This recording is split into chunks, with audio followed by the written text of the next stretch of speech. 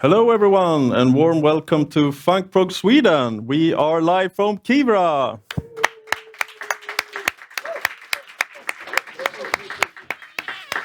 And we're also live on internet.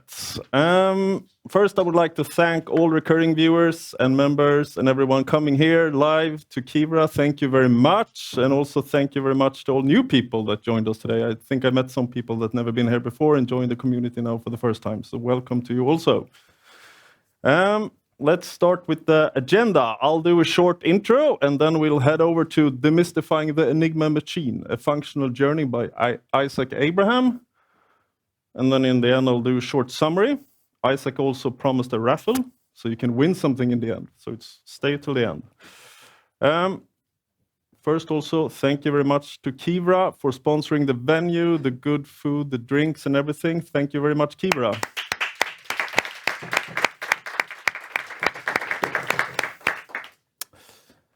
Then thank you very much, Ada Beat, for sponsoring the video stream and for sponsoring the video stream and making this possible. Thank you very much also.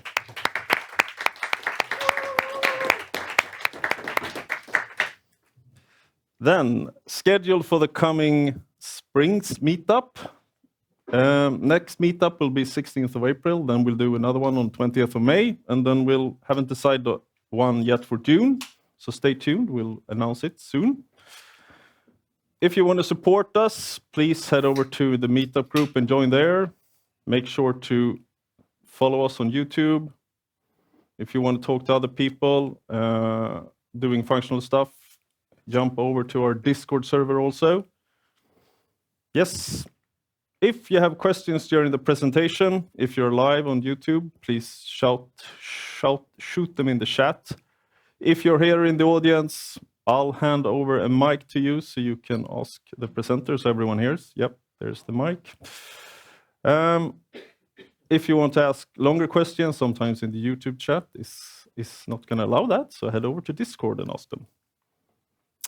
With that, let's get started. A warm welcome to Isaac Abraham. Welcome.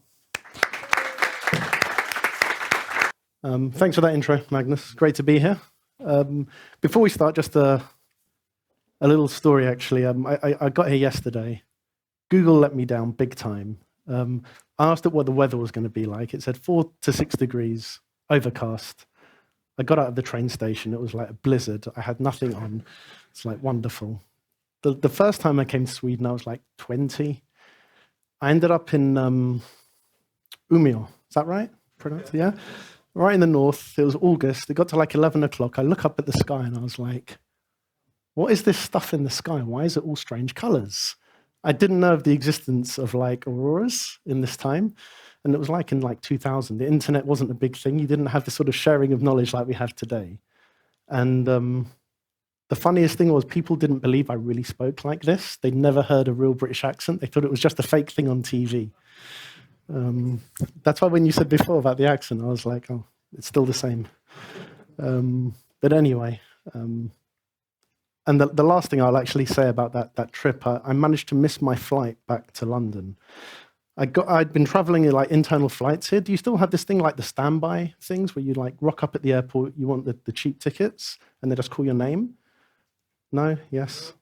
Sort of. So that was what they were doing in 2000. And I thought, stupidly, when I got back to the international flight, I thought it's the same thing. So I just rocked up with my bag half an hour before the flight. And they said no, so I had to stay overnight in Gothenburg Airport. Never again. But anyway, right. So with that said, let's start talking about Enigma. So just a brief bit on me. So my name's Isaac Abraham, as Magnus kindly said. I'm the founder of Compositional IT. We're an IT consultancy. We do F#. Our vision is F# for everyone. We know that's probably not going to happen anytime soon, but we still love F#. We think it's the best way to write software. So we do training, consultancy, outsourced development. I'm also the author of F# in Action. Let's see if I can get it on the camera. So I've got this one copy here that we'll be giving away later. There will probably be a question on the slides. So if you want the book, you're going to have to pay attention, I'm afraid. And yeah, I've just been doing like .NET, C# IO development for years and years, and then for the last 10 years or so, F# development. For some reason, I thought when I was preparing this talk that everyone here is going to be like functional programmers, probably F#, and I see how many of you there are. There's more than 12 people, therefore it can't be F# only developers. Yeah. But just a brief show of hands, who here is actually doing some kind of functional programming today? And by that, I don't mean that you once did a lambda expression in LINQ. Like, okay. And the rest of you guys and girls are like doing OO stuff or TypeScript, JavaScripty stuff, I guess. Yeah. Okay. Good. So I will. I'll try not to skim over the key parts then, and I won't make too many assumptions. So why did I want to do this talk? I think there's probably 2 or 3 reasons.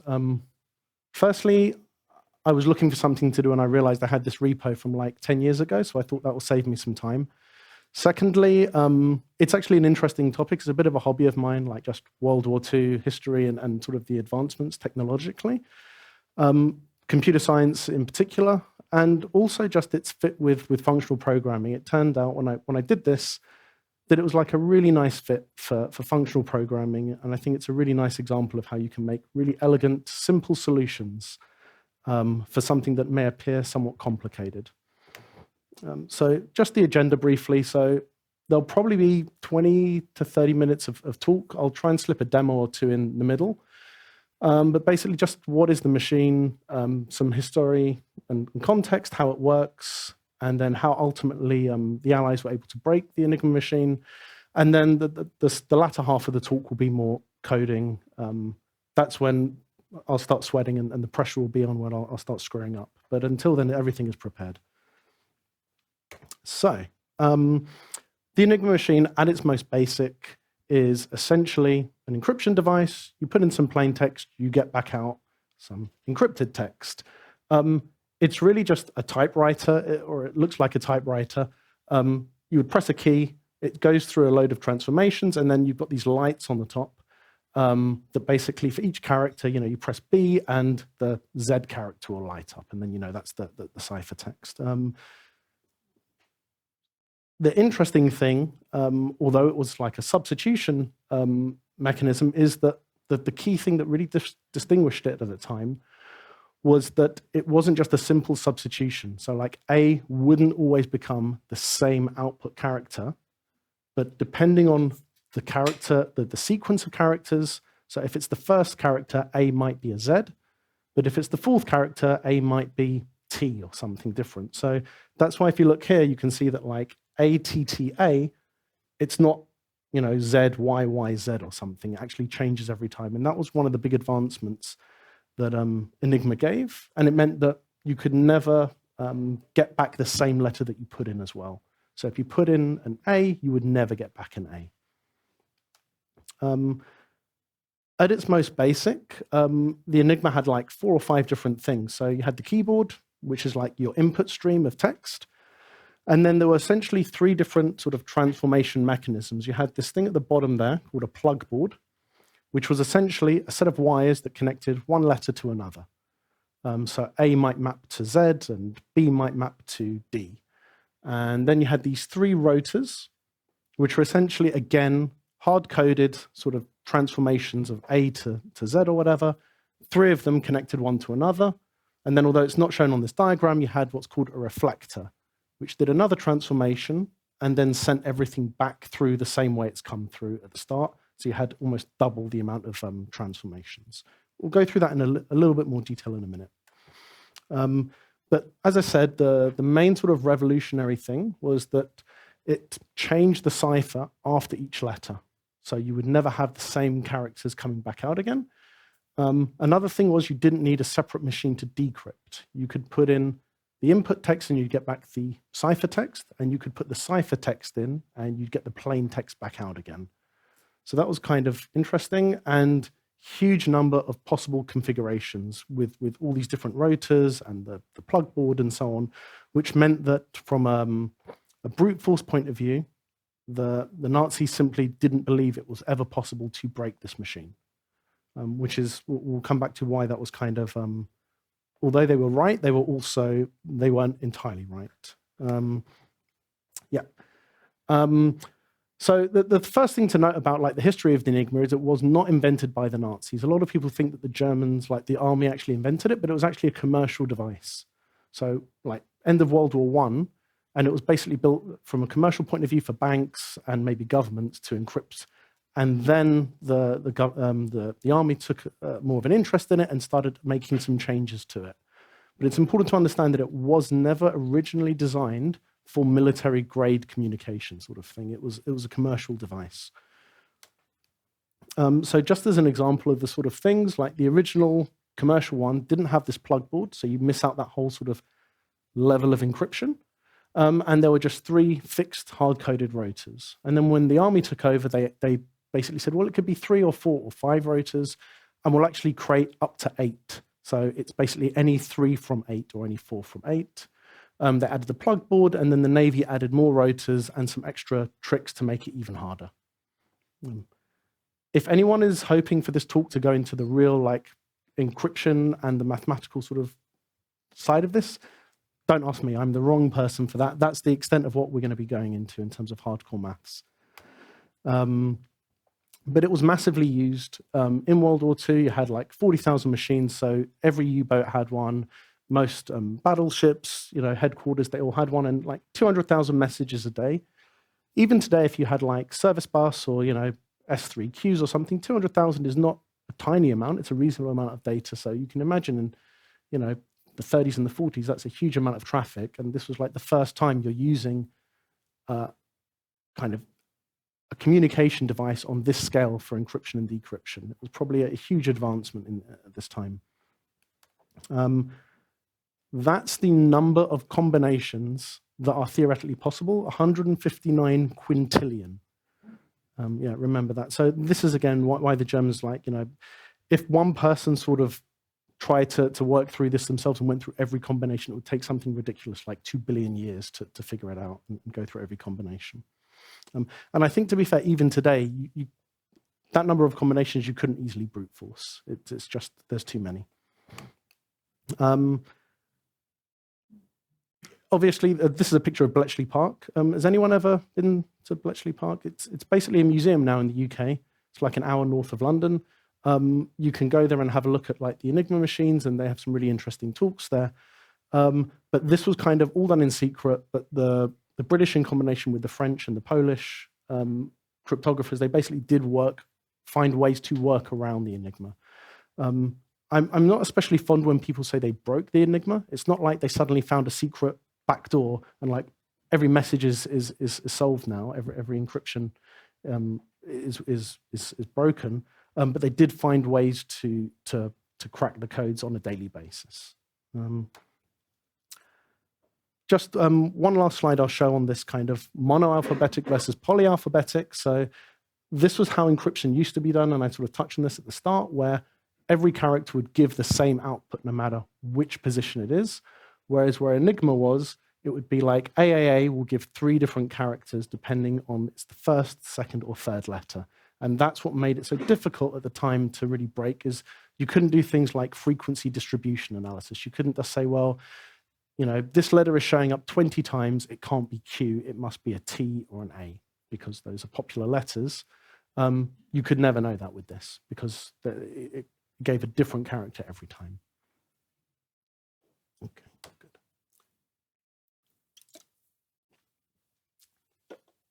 Okay. So now I just want to dive into a bit more of the details of these different components that I touched on. So we've got these things, the rotor, the reflector, and the plugboard. So this is essentially what these 3 rotors look like.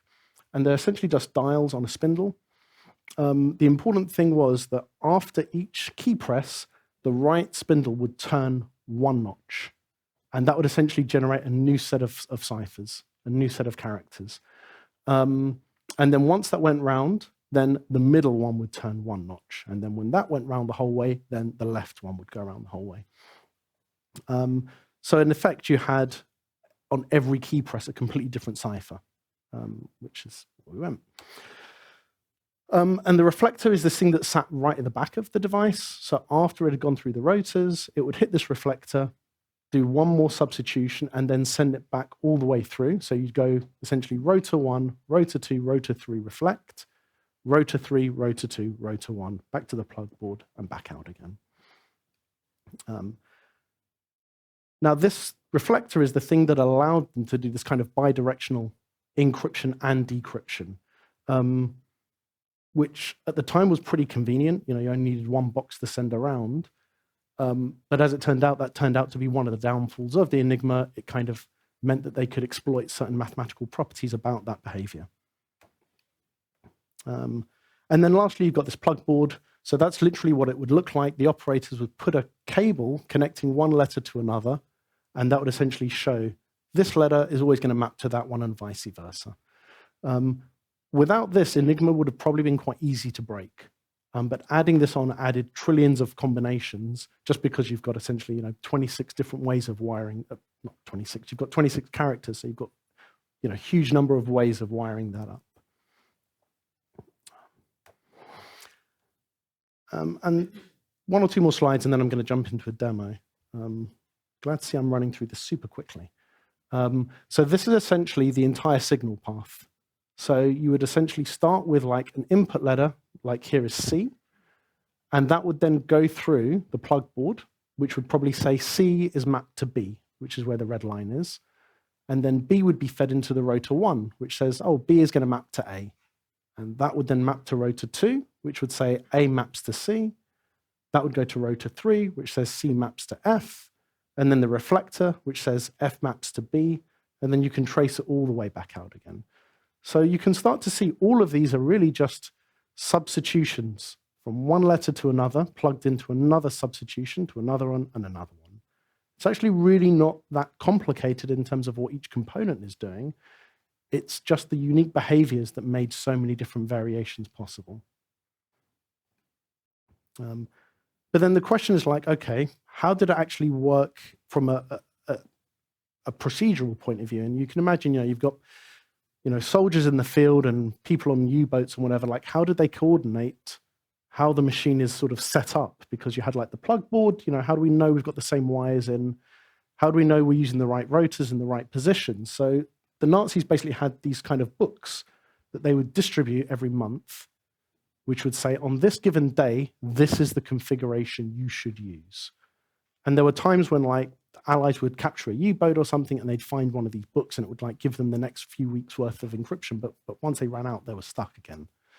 To make things more challenging for the Allies, what the army also said, the Nazis, was in addition to these sort of settings, when you send a message, start the message with 3 characters. And you can pick which 3 letters they are and send it twice. So let's say I picked ABC. So I'd send ABC, ABC. And then I would use those 3 letters to change the positions of the rotors. So if I said it was A, it would be the first one. And then B would mean the second rotor switches by 2. And C, you move it 3 times. So they were sort of thinking by doing this, it will make kind of more of a random encryption every time we send a message. Ironically, that turned out to be one of the biggest vulnerabilities of the Enigma, which we'll come to soon.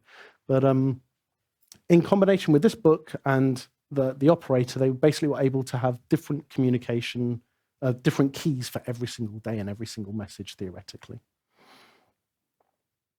Okay, good. At this point, I'm going to stop with the slides and we'll start demo number 1, which I handily haven't started running yet, so we'll have to just bear with me while I actually kick it off.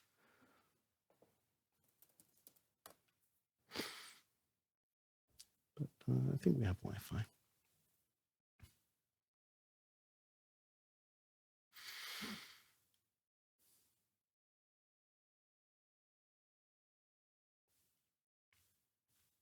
Okay. This is just npm downloading the universe. There's got to be a few JavaScript devs here. You know exactly what I'm talking about. Okay, wonderful. We're on. Splendid. Okay, so this is a very simple simulation. Well, it's a simplified visualization of the Enigma machine. I've skipped out the plug board here, but I have got the 3 rotors and the reflector and then the 3 rotors again. So you can see rotor 3 2, 1, reflect, 1, 2, 3.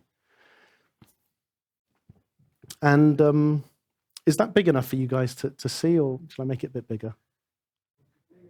Bigger? Okay.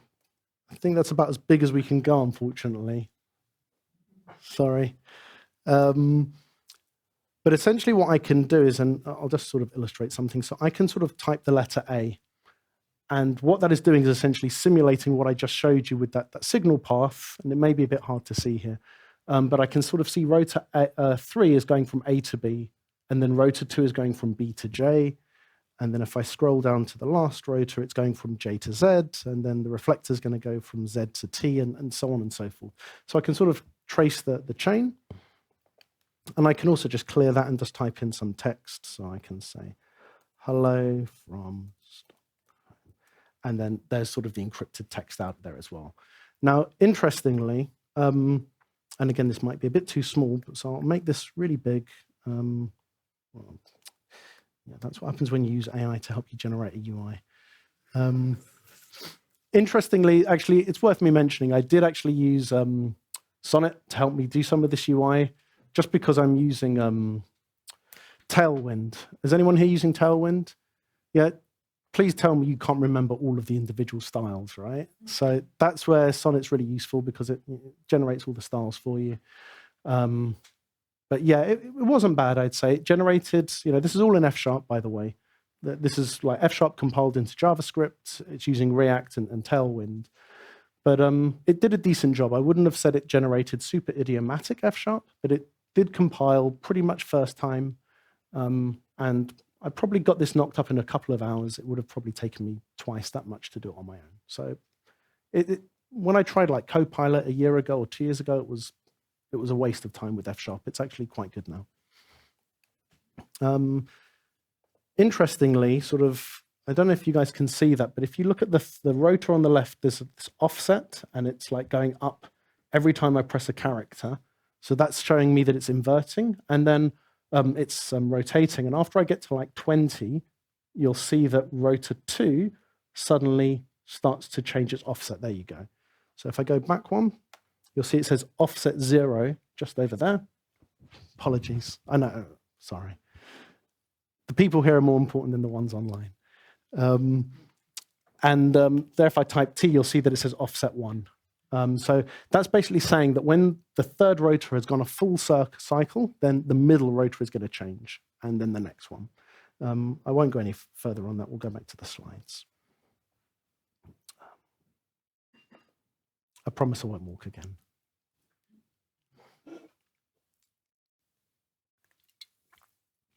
Okay, good. So next bit is really how did we break this machine that is supposed to be 159 quintillion possibilities. So first thing, it's worth noting that it wasn't the British that started this whole thing off. It was actually the Poles. These three chaps, Rajkowski, Rosicky, and Zagalski, they started work on this in I think like 1932, and they essentially reverse engineered what the Enigma was. It was a simplified version, but they were able to essentially figure out how to essentially come up with the configurations. Once the army started making it more complicated, they couldn't do any more.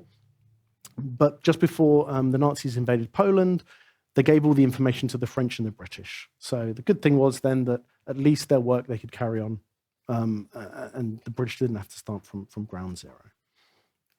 But then obviously we come to Bletchley Park, which was where essentially most of, if not all of the code breaking actually was happening. And at the busiest time, it had like 10,000 people working there. It was a 24/7 operation. So you had like 3 shifts of 8 hours. One shift would go off, another one would come on, and so forth. There were different huts, which were essentially assigned to different parts of the Nazi military, like the army or the navy, and so on and so forth. It's worth noting that this was all like top secret, like so top secret that the actual people couldn't tell their families what they were doing. So there was actually a lot of stigma with these people that were working here, that they were basically telling their families that they're just doing regular jobs. And they were like, kind of discriminated against because they were thought they're not doing their bit for king and country. They're essentially just not fighting them. And actually, I found out a few years ago that I think my second cousin's grandma actually worked there, and we only found out like 10 years ago. Like she took it to her grave, sort of thing. Like these people just didn't say anything, and even after the war. Has anyone seen The Imitation Game? Benedict Cumberbatch? So actually, quite a few scenes are taken in this in the museum. So it's a lot of what you see there is actually it's very true to life. And if you are ever in the UK, I'd really recommend going there if you've got an interest in this stuff. It's a good few hours. I want to talk a little bit about Alan Turing now, just because he did so much on this stuff. And I'm focusing on the life here. We'll talk about his death later on. But essentially, yeah, born in London, obviously super smart mathematician, bit of a prodigy from what I understand. He also introduced this idea of this Turing machine. At Bletchley, he was basically responsible for, as I said there, Hut 8, which was the naval decryption, which was the hardest one that he worked on.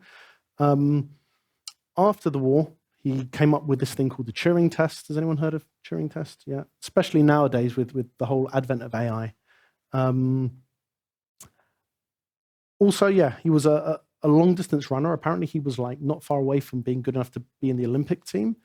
I read an interesting book about Bletchley Park that he was also a bit of an unusual character. Like he was very, very smart, but apparently like one time the army like wanted to stop him doing all these long distance runs because they thought he's a security risk, essentially. Someone can capture him or something. And I think the story was he just basically said, no, I'm going to carry on doing my runs. And they were like, well, you signed this paper that you will follow your orders from your superior officers when you first started working for us. And he said, no, I just didn't sign that page.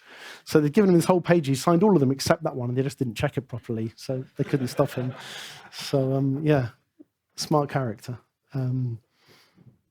Yeah, DocuSign, unfortunately, doesn't make that so easy to do these days. But yeah, so I thought it's worth just spending a couple of minutes just talking about the Turing test, just because nowadays with the advent of GPT and Claude and AIs, it's like I think we're probably not far away from realizing this. It's not so much, I think, about can machines think. The Turing test really was, can a machine fool you into thinking it's a person? It's like, can it behave indistinguishably?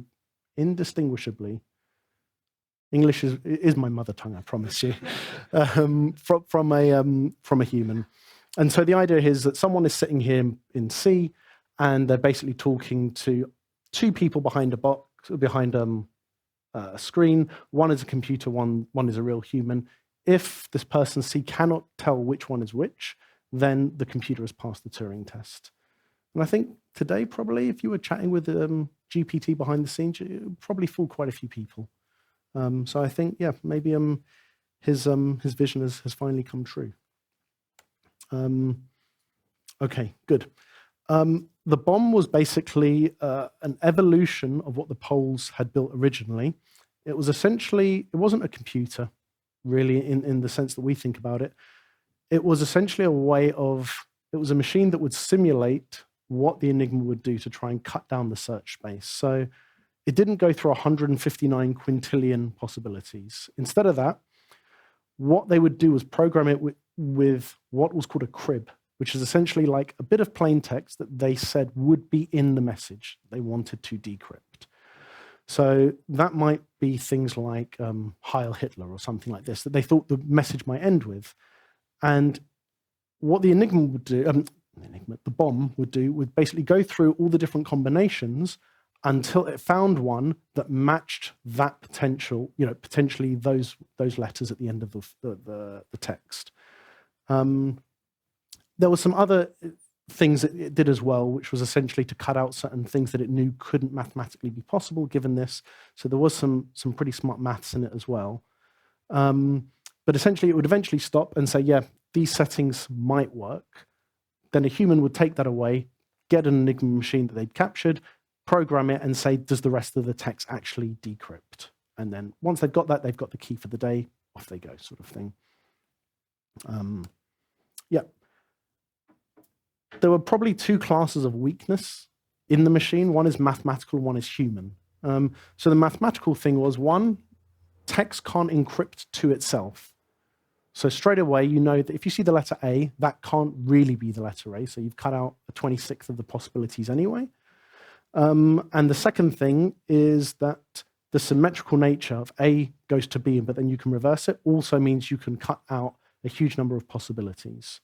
So these were things that were convenience or considered to be that's a good thing. Actually, given those assumptions, you can actually cut down the search space quite a lot. But it was more the human weaknesses that really meant that it was possible to break Enigma. So if you imagine like a weather report, which every day came at 6 a.m., probably started with the same sort of phrases, you could probably guess there might be things like clouds or rain or something like that. Nothing to report was another really common one, like keine besondere Ereignisse. So there's nothing to report, nothing more to say. And then these message keys that I touched on at the start, like the 3 letters that had to be sent at the start. So they were supposed to be random every time, but the soldiers often just couldn't be bothered. So they would just do like AAA or QWE based on the keyboard, and they would use the same one every time. So once the Bletchley Park had realized, this chap is sending the same 3 letters every time, that was obviously a way for them to then figure out what the settings were. And also the fact that they sent the message twice. So it wasn't just AAA, but it would be, ABC, ABC. So they had 6 letters that they knew.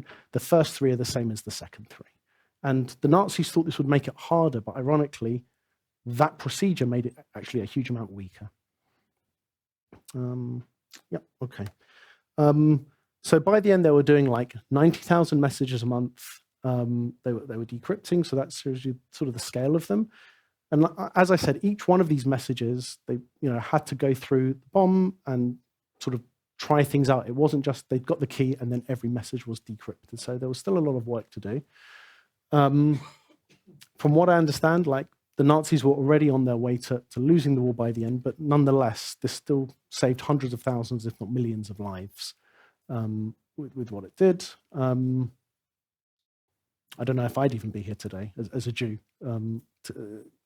if that hadn't happened. Germans never suspected, they never believed that the Enigma was really broken. They thought maybe they'd stolen a few sheets of the key phrases, but they never realized the extent to which Bletchley Park was basically working around the clock to decrypt all these messages. Okay, good. Let's take a second. That's basically the end of the history lesson. Now's where the fun starts and we can start talking about code. Okay, good. About halfway through, yeah? Cool. Before I start on this, I just want to make something clear, like, the thing that really annoys me about when people are talking about functional programming, especially people that haven't done it really, is either functional programming is for maths and science only, or FP is for the hard problems, and it's like done in such a way that it's like a zero-sum game. Like, functional programming is good for hard problems, therefore it can't be good for easy problems. And like, to me, that just makes no sense. It's like, functional programming is great for solving hard problems with fairly simple solutions, but you can also solve simple problems with really, really, really simple solutions. It's like, it's not a zero-sum game. It's not like a trade-off, because it's not fair that FP is good at both of these things. So just, even though I'm using today's example as, encryption and Enigma and so on, at CIT, we're doing like e-commerce apps, web applications, SQL, Azure, all that stuff. Don't have to just stick to maths and science to use FP. So in the solution I'm going to show you today, there were no objects, there are no inheritance, there's no polymorphism, there's no dependency injection, there's no interfaces, there's no mocks, there's no IOC containers. If you guys are looking for that, thank you. If you guys are looking for that, you're going to be super disappointed. Did anyone ever see this stuff when you're like at uni? This was what I was taught. I was all about. It's like Maybe if I worked in a vet, like this would be useful, but otherwise I don't really see this kind of inheritance chain. Just don't bother. Instead, this is all you need. You have functions to do stuff, you have types to specify the shape of your data, and you've got values. Really doesn't have to be more complicated than that. It's really not much more. So I wanted to start by revisiting this slide and reminding us that essentially I've got these 5 different components. Each component is basically just taking in some text and giving you back another bit of text. There may be some state associated with it. So the rotor needs to know what position it's in. The plugboard needs to know what the mappings are, things like this. And there's one signal path, which is, plugboard, 3 rotors, reflector, 3 rotors, plugboard. That's the pipeline of data. It's always the same. So I think if we look at those components, you can essentially model them as functions. Don't need much more than that. Like the plugboard, it says, give me a character, and I'll give you back another character. And the reflector says, give me a character, and I'll give you back another character. And the rotors, they all do the same thing. And we can model that pretty simply, like char to char. That's like what a function is, right? So given an A, give me back a Z. That's what all of them do. They don't do anything more than that. So there's no need for making things so complicated. They're all pure functions. They don't need any, system.random or anything like that. I touched on this idea of a signal path. So this is more like the pipeline of the flow of messages. So we start with the plugboard, 3 rotors, reflector, 3 rotors, plugboard. And that's all it is. Well, in F# we have this native pipeline operator. So anyone who's doing F# will know this. And to be fair, I think the pipeline, it's in other languages now as well, right? It's like, it's Elixir. Elixir's got it. Wonderful. I even saw like JavaScript are toying with the proposal of doing it. Yeah. C#, I've seen an issue on GitHub. I don't think it will ever get in there, but I've given up trying to predict what they're going to do in that language. So, yeah. But in F#, this is really how you would do it. If plugboard is a function, rotor 1 is a function, rotor 2 is a function, and we can just compose them. You just plug them together. So it really is the same sort of thing. The only reason why this is all on one line, and that's on multiple lines, is just because the font is a bit bigger. But it's really just piping them all together. And the nice thing is that, like, the output of plugboard is char. The input of rotor 1 is a char. Therefore, you can plug them together and get back a new function. Output of rotor 1 is a char. Input of rotor 2 is a char. You can plug them together. So in a sense, we can collapse all of this into just a single function that says, give me a char, and I give you back a char. But they're composed of these small, simple functions that just do one thing. And the state changes is very simple to model. So like I mentioned before, like the rotor positions, the direction of encryption, it's just a record. Rotor 1 position, rotor 2 position, they're just integers, and the direction of travel, are we on the way into the reflector or the way back out? It's just forward or backwards. And we can supply the state to all of those simple functions so it can do the right thing. It's really not that difficult. Few functions and one record, really. So once you do that, you end up with something like this. So before I said it was char to char, what it really is char. I know it's an asterisk, but that means plus in functional. So it's char and state gives back a char. So A plus the current state of the machine gives back Z. And if you're a hardcore functional guy and you know your stuff, you know that we can use partial application. So we could say state goes to char, goes to char. Don't worry too much about that if you've never seen that before. Okay, good. So now where the fun really starts. So now we're going to build a very simple Enigma machine, and then I'll show you the real one. And we'll have a look at some of the different trade-offs with the domain. If the font is too small, please tell me. Is the font too small? Yes, wonderful. That's what I wanted to hear. Font's still too small. One more. Is that okay? Wunderschön. Wonderful. Good. Okay, let's start actually with Enigma sample. Okay, good. Okay, so this is F#.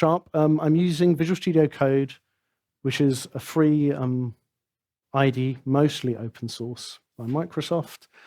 There's basically, if you haven't done F# and you want to start doing it, you just need one extension really, which is called Ionide for F#. That's all you need to install, and .NET Core, which is open source, cross-platform, free. Just type .NET Core in and you'll get .NET Core 9 or 8. One of them is totally fine. So what I just want to start with is a very simple function. So this function here is basically saying, give me a character, and I'm going to give you back another character afterwards. So input is a char, output is a char.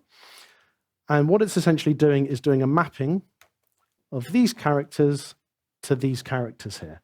So A goes to Z, B goes to Y, and so on and so forth.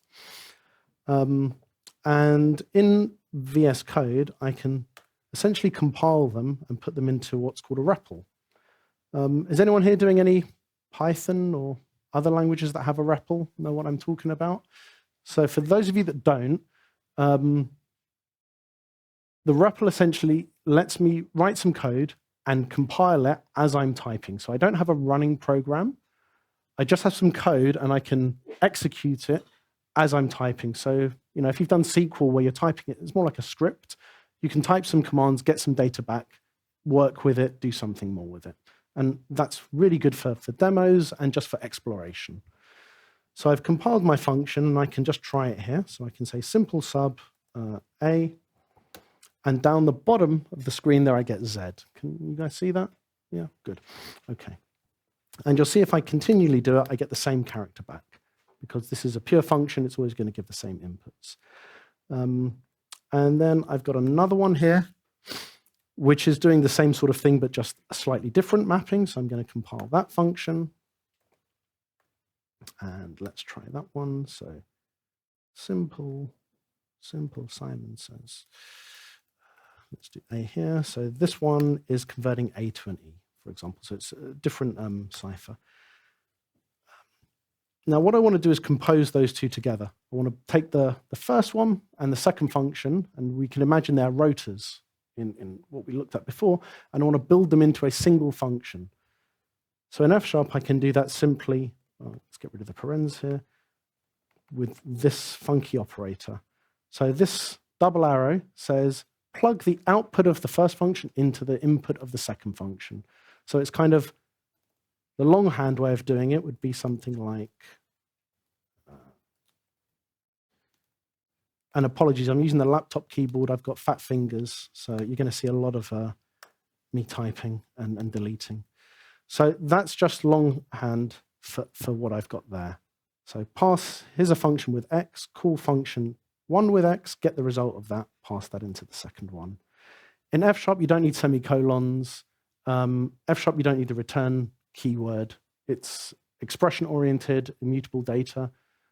So you don't have to worry about any of that stuff. In case you're not sure, F# is statically typed. So it's not a dynamic language. It's just that it infers pretty much everything you do. So it's able to infer that this is a char to char because it knows that simple sub takes in a character and it knows that simple sub 2 returns a character.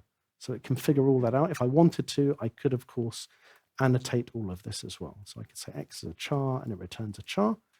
If I was to change that to an integer, then I'll get a compiler error. X is supposed to be char, but you're giving me an int. So it's fully type safe. It's more type safe really and stricter than C#, for example. But it's just you don't have to bother with the manual annotations. So anyway, I've plugged those two functions together, and now I can just do something like this once I've actually compiled it. And you'll see we get back J. So what that is essentially saying is put A into the first function, which we know maps to Z, and then put Z into the second function, which we know maps to J. So it's just composing two functions into one. Nothing too crazy. Good, we've got 15 minutes left. Okay. And let's keep going down. So over here, what I'll do is I've made a function here that rather than working on characters, it works on an entire string. And to do that, all we're doing is saying, give me a string, get all the characters out as an array, and then for each one, map it through my encryption function, and then give me back another string. So I'm just composing a couple of built-in functions, map, and if you're coming from any C# people here? Wow, none. Even less than F#, that's incredible. So you guys probably have come across map, whichever language you're using, right? I guess, yeah. When I'm talking with the C# people, they don't know what I'm talking about because they called it select because they wanted it to be more like SQL. Yeah, anyway. So I can like do this and I get back JJJ.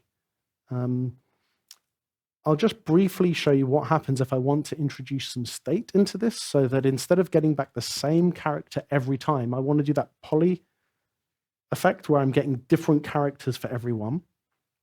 So we'll just trim down here. And I've got a function here. I won't bore you with the details, but essentially, in addition to the character, it takes a number. And that number is essentially the rotor position. So the higher the number, the more it's going to shift the substitution by. And I will just resize this a little bit. I can't do it more. Okay, wonderful. So what I'm doing here is the same thing as I did above, except this time I'm using, rather than map, I'm using map fold. So does anyone here know what fold does, or reduce? Has anyone done any React, or anything like that, reduces? So it's essentially that. So I'm basically taking a number, which is the amount of characters to shift by, and after every character has been processed, I'm going to increase that number by 1. So we'll start with 1, then 2, then 3, and I'll get back both the final number and the characters that have been encoded. So let's just compile that.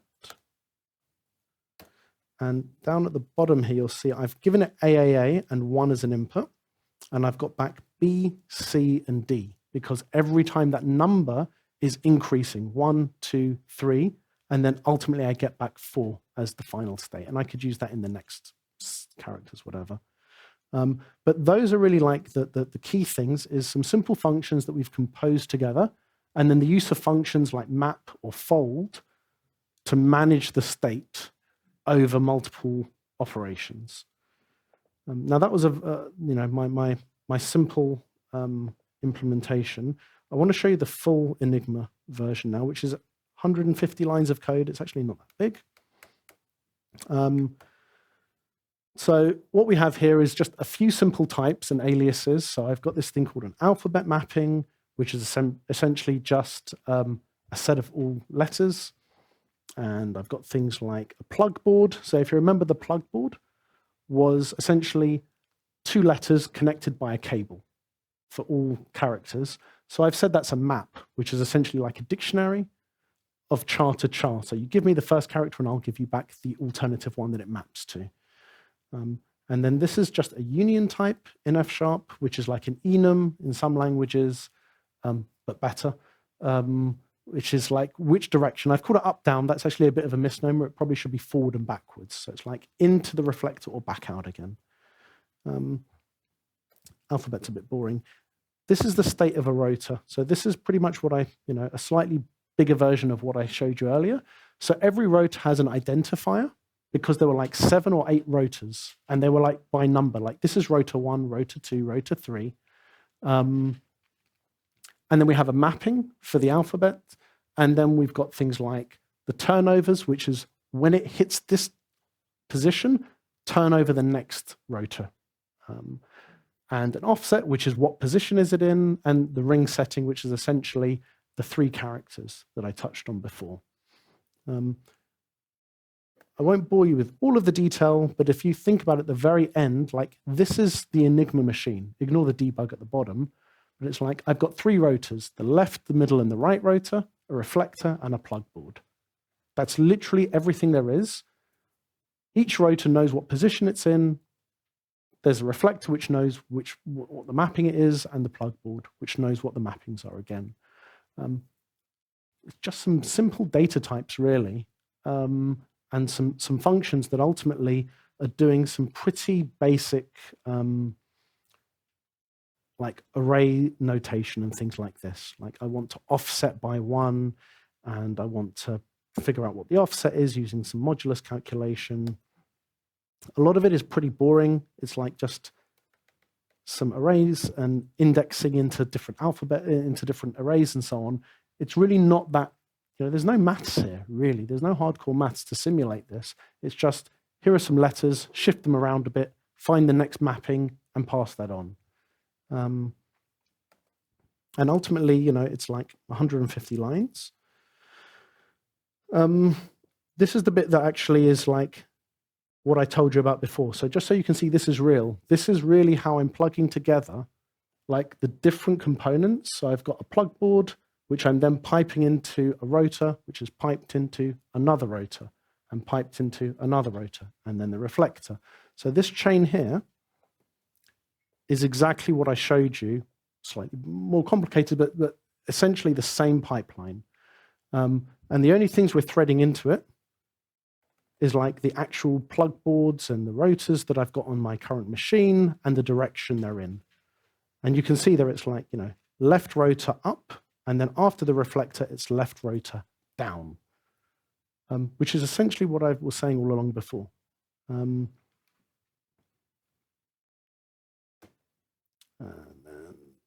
then, I won't bore you with that bit. That's not so interesting. And right at the end, we've got this kind of, how do I translate a single character? Ignoring this bit here, at least that bit there. I've got a character here, which I call letter, and I'm literally threading it into that function I just showed you, that translation pipeline.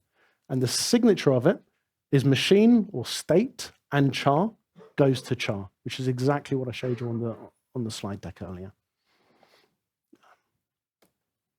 And then I'm using our friend from before, mapfold, to do exactly the same sort of thing. Given a string, convert it to an array of characters, map it through this translate character function, and then just get out the actual string at the end. There's nothing sort of magical about what I've done there. And once I've got that, I can start playing around with this in script. So here I'm creating like an Enigma machine, and I've got a bunch of kind of helpers. So I can dot into this thing called configuration, and that will give me like all of the rotors. It will give me all of the helper functions I've got to do to like build an Enigma machine, essentially. So I can say, oh, I want an Enigma machine with rotor 3 and rotor 6 and rotor 8. And these are the offsets, and those are the ring settings, and this is the plug board. So that's like A maps to N, E maps to Z, H maps to K. And then once I've built it, I can just execute it and put some text out. And can anyone here read German at all or speak German? Yeah, a few of you. So probably there you can sort of see like Steuer, and then, I don't know, Fjord over there. And then, yeah, a few other words. Yeah, fear. Yeah, exactly. Exactly. 9, 12, I think, was shorthand for 12. I think, and they took certain shortcuts. Like I think Q was actually CH. So down at the bottom there, I think that was actually CH. And they always restricted to either 4 or 5 character blocks with a space in the middle, just to make it harder for the allies to understand where the word breaks really were. So they would put them always into blocks of 4, and X was a space. But of course, once it was encrypted, you didn't know that that was a space. So like over there, you've got a F space TH. And yeah, so just as an example, though, I can do things here like machine.translate hello from Stockholm, and I get answer.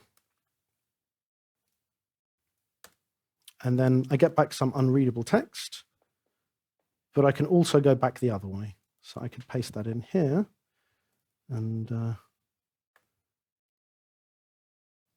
fingers crossed I get hello from Stockholm back again. So yeah, And believe me, it's not just doing some system random or it's hard-coded, it really is doing it there. I'm not going to show you this now because we probably don't have time, but there is actually, I'll give you the GitHub repo later, but there is actually a very, very simple implementation of the Bombe machine. It's not the real thing, it doesn't do everything, but essentially you can give it like some encrypted text, and then you can also give it like a crib, like I know the first few words of this message are this, and it will after a few minutes come back with this is probably the solution, and then you can try it out yourself. Okay, good. 10 minutes more, okay? Yeah, okay, good. So, having done all of that,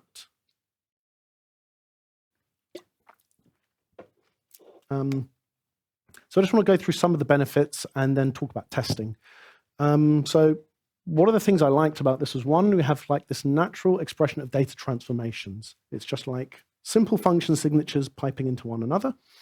Clear representation of machine components. It's like rotor, rotor, rotor, plugboard. They're just values that you can chuck around and compose together.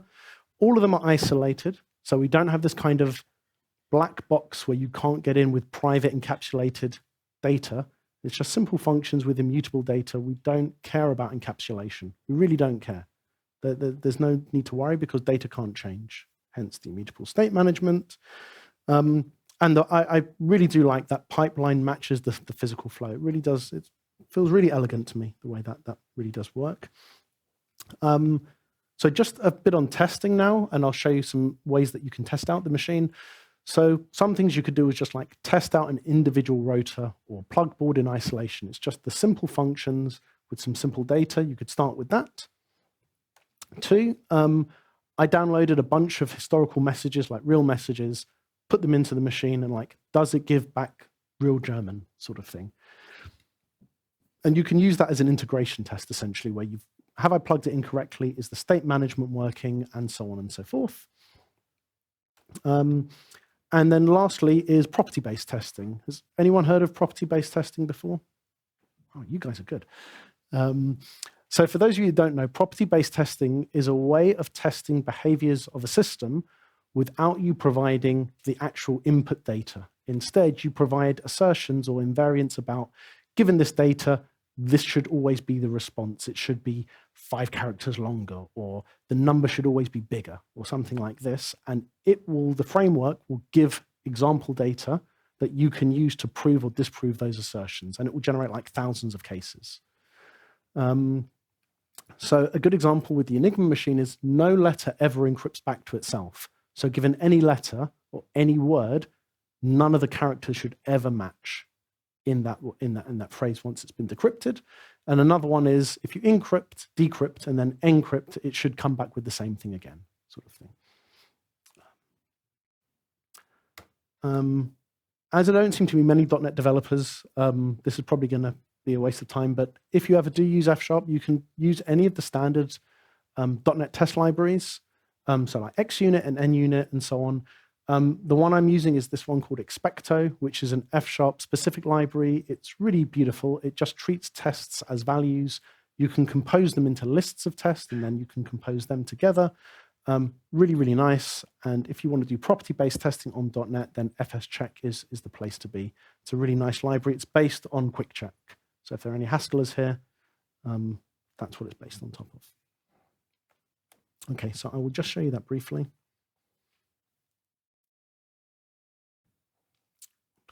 Okay, so let's save and close him down, and look at tests. So as an example, so here are some basic unit tests.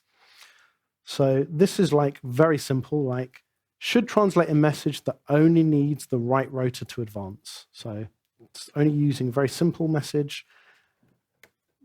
That's the input text. That should be the output text. Pretty simple. Normala? Okay. No. Not until we finished off the apple cake. Has anyone tried the apple cake? It's good. It's good, wasn't it? Very crispy. So I've got some simple unit tests here that essentially are creating certain Enigma machines, and some, specific known text should equal certain other text. That's pretty basic unit testing, nothing too crazy there. Let's get rid of those ones. But then I've got these ones that are actually real messages. So like that's the input text and this is the output. So this is something like enemy infantry has been observed at certain points. So that's like feindliche infant, blah, blah, blah. And then for the Germans, they're like, yeah, beobachtet, observed, whatever. But these are like real messages that I was testing it with. So that's like integration tests now, where I'm doing like specific rotor offsets, specific plugboards, real messages, should give back real data. It's going through the whole thing.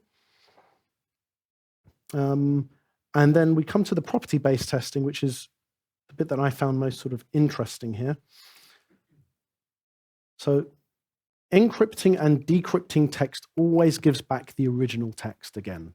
It's like this test. So this is like the test, and you'll see that the first thing it has is this fun keyword, which is like a function, and text. So that text is a value, it's a string that the property-based testing library will generate for us. And I've configured it so that it will only ever give us alpha characters, A to Z capitals, between 1 and I think 32 characters or something like this, just to keep it simple. And all I'm doing is essentially piping it into translate and then piping it into translate again. So plain text, encrypt, decrypt. And it's just proving that that function there, or that expression, matches the input text. And it will generate hundreds and hundreds and hundreds of alternative messages, inputs. And, encrypted and decrypted text are never the same. So I'm not having to pick specific texts. I'm letting the framework generate me a few thousand cases, and it just says for all of these, that rule always holds. And then when I want to run this, I'll just exit FSI, and I will go into source, Enigma, and I'll do .NET run summary. Yeah, and you can see here, all right, so it's line wrapped, unfortunately, it's gone over lines, but you can see here it's run all these different tests. How many did it do? 14 different unit tests. But in reality, it's actually done probably 14,000, because each of those tests are actually generating 1,000 test cases. Okay. Jolly good.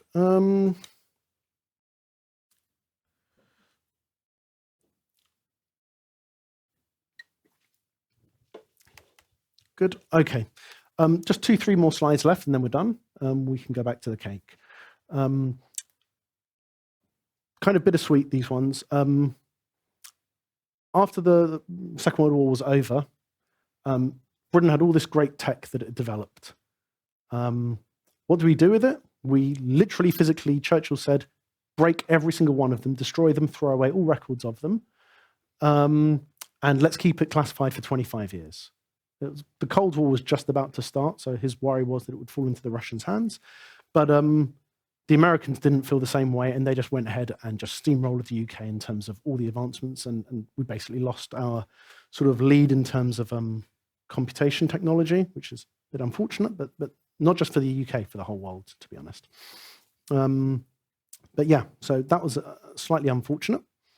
At the same time, Britain treated Alan Turing absolutely disgracefully. 1952, he was convicted of gross indecency for homosexuality. At this time in Britain, the policy was you either send them to prison or you chemically castrate them by removing their libido with drugs. 2 years later, he killed himself, we think. So not only did we lose all the stuff he built by destroying it, but 8 years later, the person that had basically been responsible primarily for that was also gone. So we lost both things at the same time. That's being pretty cynical from a technology point of view, obviously. What happened was terrible.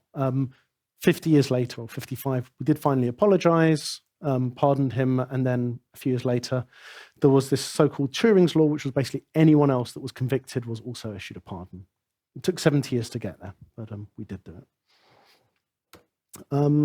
Just a few lessons on modern security. I would say this is not my area of expertise, but from what I could tell, like if there are some foundational weaknesses in a machine, they probably will be discovered at some point.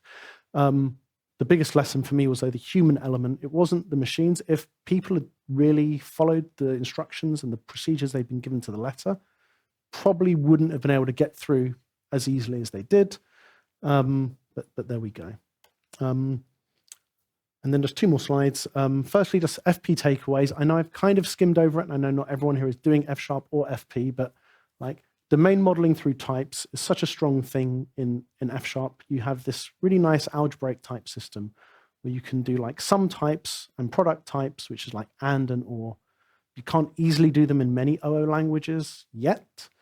I know Java, I think, has got now union types to some extent. Right? Yeah, okay. Someone muttered something there. Just Rust, perfect. Yeah, that's another good example. Rust to me is kind of in between like functional and OO. That's kind of straddles the line. Yeah, transformation pipelines, like in F#, like most functional languages, like everything is an expression. So you don't really have the concept of void. Everything gives back something, and it's immutable data structures.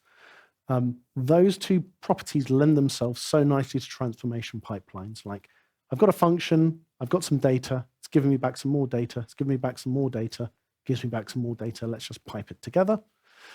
Immutability I touched on, and then this last one is in some ways the most important, I think, for functional programming.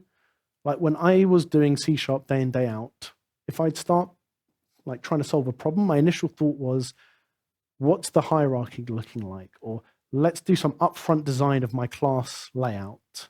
And nowadays, I just don't bother with that. I'm like, let's pick a simple function, make sure it works, and then let's do it again and again.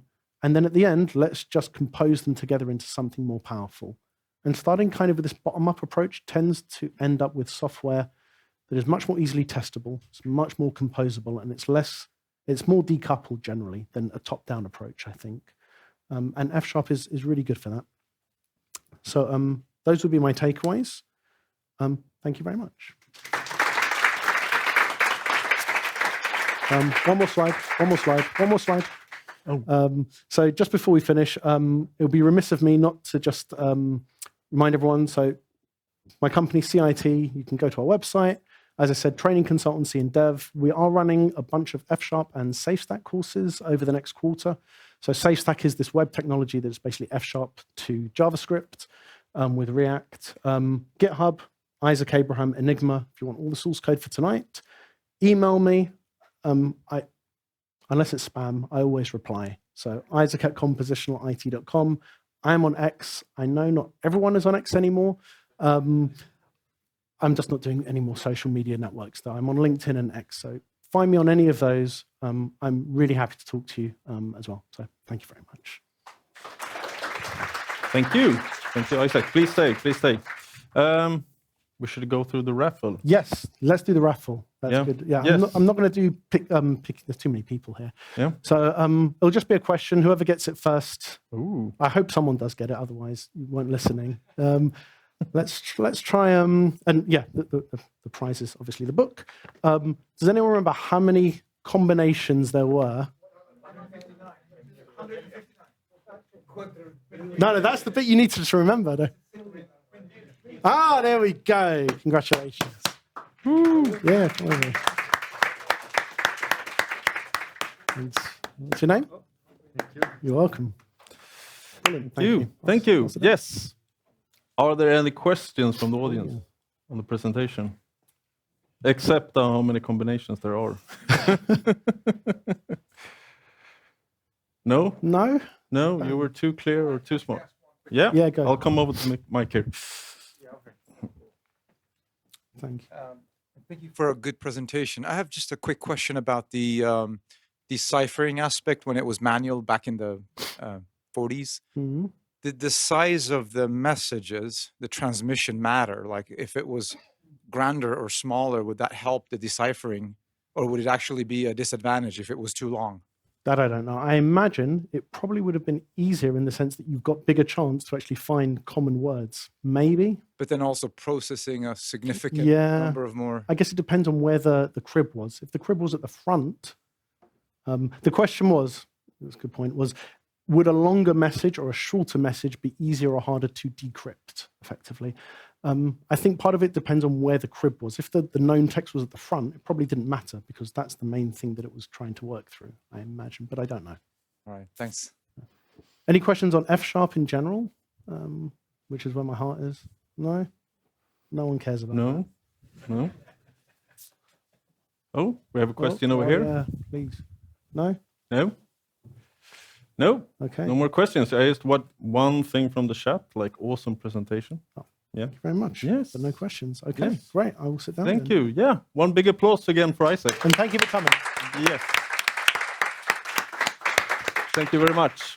Well, thank you very much, Wanna go back to everyone. your slides? No. I'll keep Okay. it. I'll just say thank you very much to everyone that's were joining us through the live YouTube stream. And that's it for tonight. And for everyone here, please stay, have more beer, have more food, chat around, ask Isaac complicated questions around the Enigma.